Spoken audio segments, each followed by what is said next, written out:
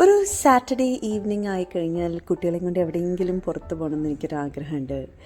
അങ്ങനെ മാക്സിമം നമ്മൾ ശ്രമിക്കാറുണ്ട്. അങ്ങനെ ഞങ്ങൾ ഹിൽട്ടൺ ഹോട്ടലിലെത്തി. അവിടെ രണ്ടുപേരും മേളമാണ്, അങ്ങോട്ടും ഇങ്ങോട്ടും പാർക്കാണെന്നാണ് വിചാരം. അങ്ങോട്ടും ഇങ്ങോട്ടും ഓടി കളിക്കുകയാണ് രണ്ടുപേരും കൂടെ ചേർന്ന്.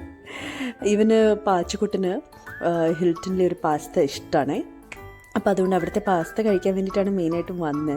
അപ്പോൾ ഓർഡർ ചെയ്തിട്ട് വെയിറ്റ് ചെയ്യുന്ന സമയമാണ് ഈ മേളമൊക്കെ.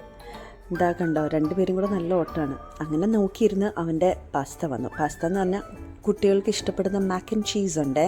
അത് ഭയങ്കര ടേസ്റ്റാണ് അവൻ്റെ. നമുക്കും ഭയങ്കര ഇഷ്ടപ്പെടും കേട്ടോ. പക്ഷെ അതൊന്നും ഒരുപാട് കഴിക്കാൻ പാടില്ല നമുക്ക്.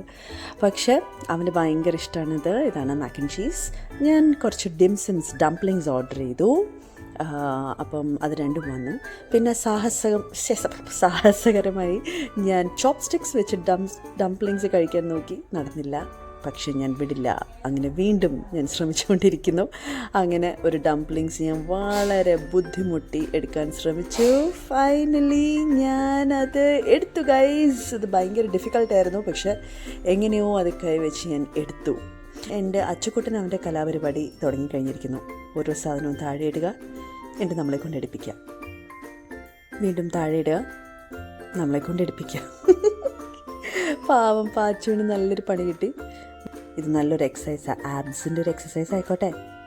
അങ്ങനെ വീണ്ടും വീണ്ടും താഴെയിട്ട് അവനവൻ്റെ കലാപരിപാടികൾ മുൻപോട്ട് പോയിക്കൊണ്ടിരിക്കുന്നു. പിന്നെ നമ്മൾ സ്ഥിരം ചെയ്യുന്ന പരിപാടി ഉണ്ടല്ലോ, കുട്ടികൾ കഴിക്കുന്നതിൻ്റെ ബാക്കി ഇങ്ങനെ എടുത്തെടുത്ത് കഴിക്കുക, ഈറ്റിംഗ് ദി ക്രംസ് എന്ന് പറയില്ലേ. അല്ലെങ്കിൽ വെറുതെ വേസ്റ്റാക്കി കളയണ്ടല്ലോ എന്ന് വെച്ചിട്ട് അതെല്ലാം നമ്മുടെ ഉള്ളിലേക്കാണ് പോണേ.